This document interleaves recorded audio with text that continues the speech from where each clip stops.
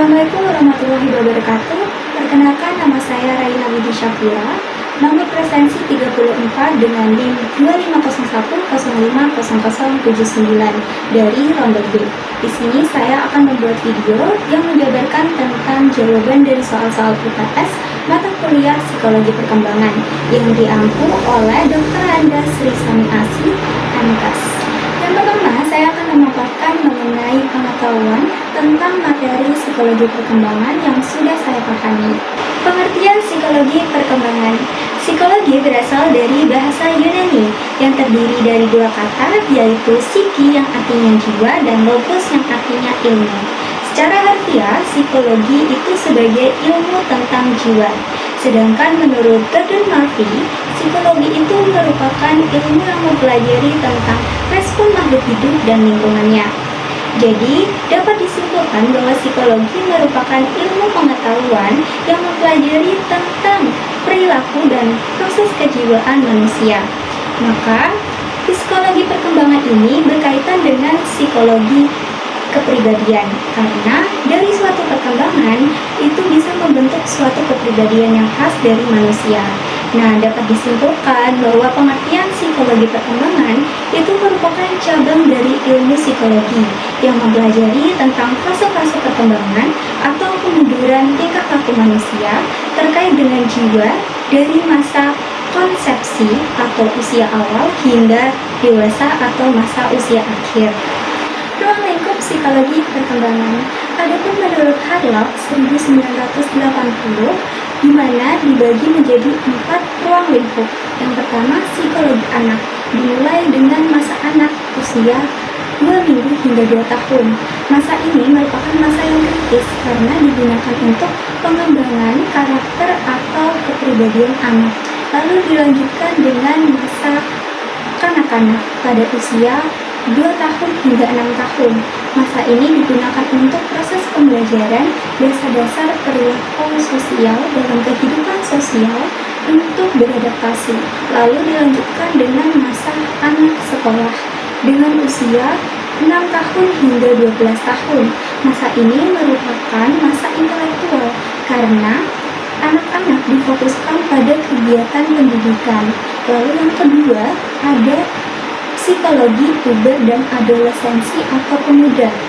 Nah, di sini terdapat masa pubertas dari usia 11 tahun hingga 16 tahun. Nah, biasanya individu ini mengalami suatu perubahan fisik ataupun menjadi lebih sensitif. Yang ketiga, ada psikologi dewasa. Psikologi dewasa ini dimulai dengan masa dewasa awal pada usia 20 tahun hingga 40 tahun, di mana masa ini merupakan masa yang produktif karena di sini individu itu mengalami suatu ketertarikan terhadap banyak hal sehingga ingin mencoba kegiatan yang baru. Lalu dilanjutkan dengan masa dewasa pertengahan yang dimulai dari usia 40 tahun hingga 60 tahun. Nah, masa ini merupakan masa transisi dari meninggalkan perilaku-perilaku dewasa. Yang keempat, ada psikologi orang tua yang dimulai dari umur 60 tahun hingga meninggal dunia. Nah, pada psikologi ini terdapat masa penutup di mana meninggalkan perubahan fisik dan psikologi yang menurun dan kembali ke masa anak-anak. Selain itu, ada juga menurut Rahmawati 2022, di mana ruang lingkup psikologi perkembangan terbagi menjadi 5. Yang pertama, ada perkembangan kognitif, yang merupakan cara dan proses berpikir kritis terhadap pemahaman konsep abstrak, bahasa, dan juga pemecahan masalah. Nah, yang kedua, ada perkembangan fisik, yang merupakan pertumbuhan ataupun perkembangan tentang fisik individu seperti berat badan, kemampuan motorik, dan lain-lainnya. Nah, yang ketiga, ada perkembangan sosial dan emosional. Nah, di sini merupakan cara berinteraksi antara makhluk hidup dengan lingkungannya.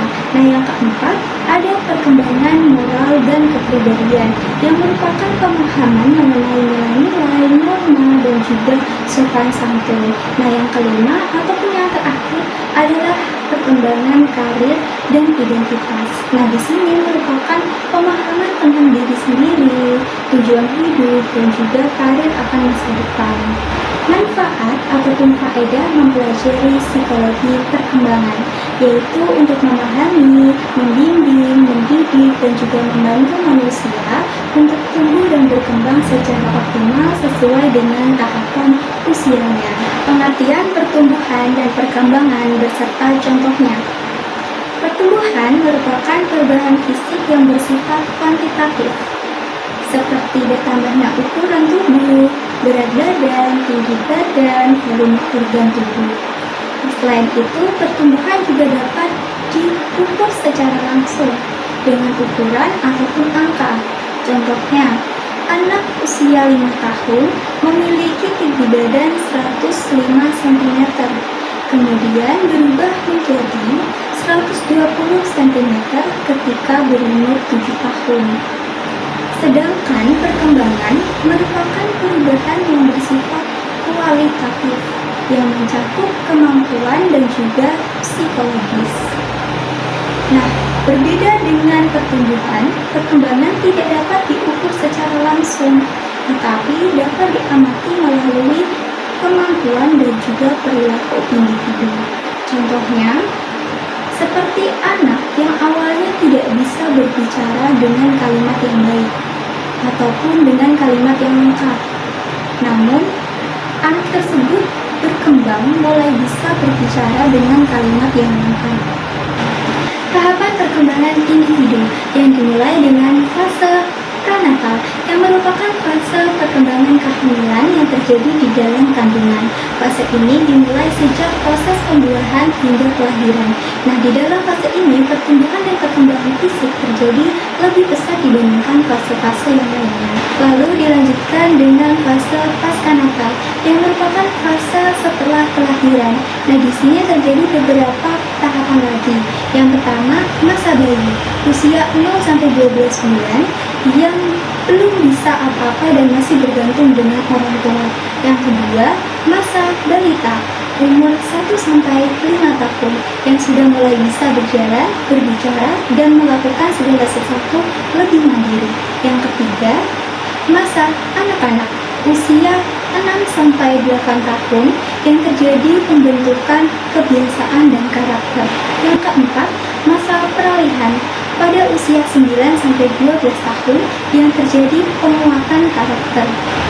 Yang kelima, masa remaja, usia 12-19 tahun terjadi perubahan kematangan psikologis dan juga perubahan fisik.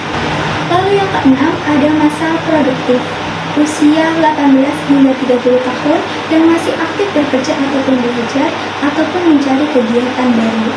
Yang ketujuh, ada masa dewasa, terjadi pada masa transisi usia produktif hingga 60 tahun yang digunakan untuk mempersiapkan masa tua atau pensiun. Yang terakhir adalah masa penutup, yang terjadi perubahan fisik dan psikologis yang menurun. Kecerdasan merupakan kemampuan dalam berpikir, memahami, memecahkan masalah, dan juga menyelesaikan diri dengan lingkungannya. Nah, sering sekali kecerdasan ini dinilai dari nilai akademis. Namun pada dasarnya kecerdasan memiliki berbagai bentuk. Adapun jenis-jenisnya, yang pertama, kecerdasan intelektual atau IQ, yang merupakan kemampuan berpikir logis, memahami, dan menghafal. Yang kedua, kecerdasan emosional atau EQ, yang merupakan kemampuan mengenali diri dan juga mengendalikan emosi diri serta orang lain. Yang ketiga, kecerdasan spiritual atau SQ, yang merupakan kemampuan dalam memahami makna hidup, nilai, moral, dan tujuan hidup. Nah, kecerdasan dipengaruhi oleh keturunan dan juga lingkungan. Perkembangan kognitif dan perkembangan bahasa. Perkembangan kognitif merupakan proses perubahan kemampuan berpikir, memahami, menalar, dan juga memecahkan masalah. Menurut Jean Piaget yang menjelaskan bahwa anak itu menambah pengetahuannya melalui pengalamannya sendiri. Beliau mengeluarkan 3 konsep utama, yaitu yang pertama adalah skema, yang merupakan pola pikir yang digunakan anak dalam memahami dunianya. Yang kedua, asimilasi dan akomodasi, yang merupakan penyesuaian terhadap pengalaman baru. Yang ketiga atau yang terakhir adalah equilibrium, yang merupakan keseimbangan antara keduanya yang mendorong anak terus belajar dan berkembang secara logis. Sedangkan ada menurut teori Vygotsky yang lebih menekankan bahwa perkembangan kognitif itu dipengaruhi oleh interaksi sosial dan budaya. Beliau juga memperkenalkan beberapa konsep utama. Yang pertama, sosio-kultural, yang merupakan pandangan bahwa proses berpikir anak itu berkembang melalui hubungan interaksi sosial dan budaya di sekitarnya. Yang kedua, bahasa, yang berfungsi sebagai alat berkomunikasi dan berpikir. Nah, perkembangan bahasa itu berpengaruh langsung terhadap perkembangan kognitif. Yang ketiga, zona perkembangan proksimal atau ZPD, yang merupakan jarak antara kemampuan anak saat belajar sendiri dengan saat dibantu oleh orang lain. Yang keempat, scaffolding atau penopang, yang merupakan bantuan dari orang lain agar anak dapat menyelesaikan tugas yang awalnya sulit. Namun bantuan tersebut akan dikurangi seiring meningkatnya kemampuan anak. Walaupun teori keduanya berbeda, namun teori keduanya saling melengkapi, di mana teori Jean Piaget itu mengajarkan bahwa anak akan belajar secara alami, sedangkan teori Vygotsky menjelaskan bahwa anak itu dibantu oleh lingkungannya atau sosial budayanya. Selanjutnya, perkembangan bahasa. Perkembangan bahasa merupakan proses bertahap di mana individu mulai belajar menggunakan dan memahami bahasa sebagai komunikasinya. Bahasa berkembang seiring perkembangan kognitif dan interaksi sosial, di mana ada tahapan-tahapan perkembangan bahasa. Yang pertama, masa pra-bahasa.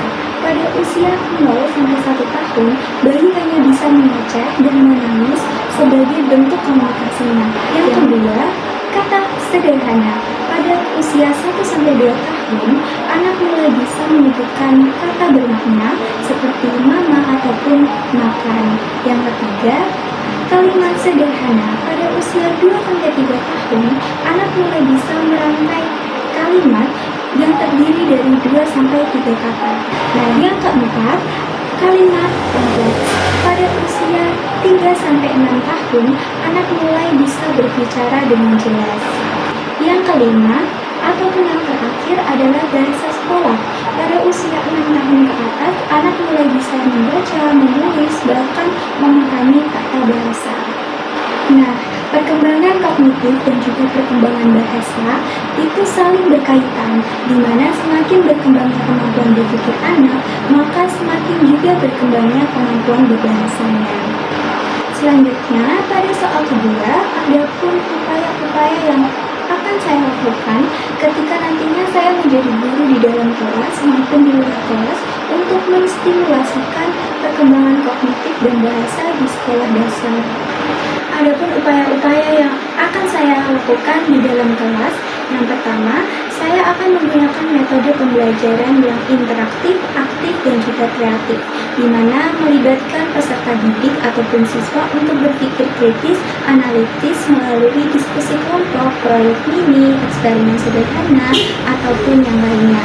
Yang kedua, saya akan memanfaatkan media pembelajaran visual seperti gambar, video, dan juga benda nyata agar pembelajaran dapat diserap secara mendalam oleh siswa.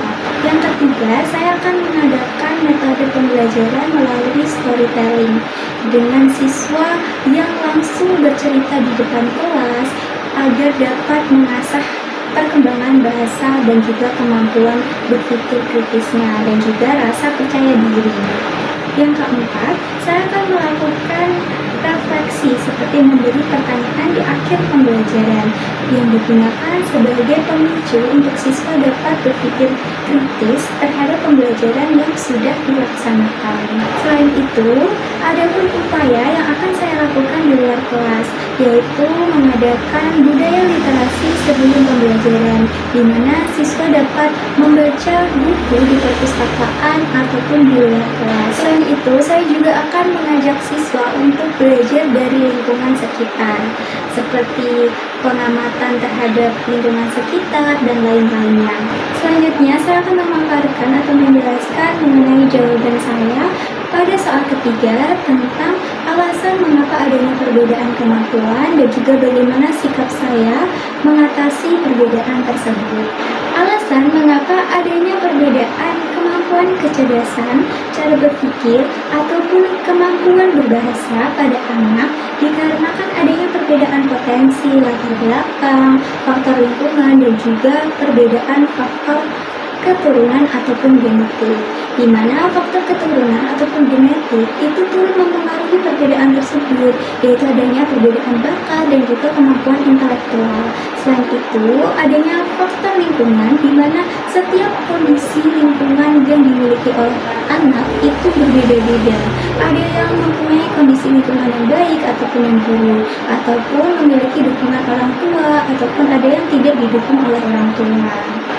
Nah, sebagai calon guru, sikap saya terhadap perbedaan tersebut, saya harus menerapkan sikap yang adil dan juga bijak, di mana saya tidak boleh membanding-bandingkan antara anak yang satu dengan anak yang lain.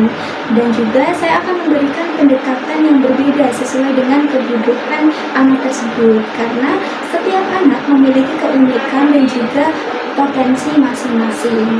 Itu saya juga akan memberikan suatu dukungan ataupun apresiasi kecil terhadap apa yang sudah dilakukan oleh anak itu. Karena dengan adanya suatu apresiasi kecil, itu dapat membuat anak merasa didorong untuk terus berkembang dan juga bertumbuh.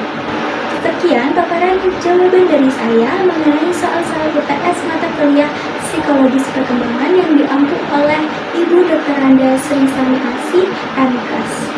Saya ucapkan terima kasih dan mohon maaf jika ada kesalahan kata. Wassalamualaikum warahmatullahi wabarakatuh.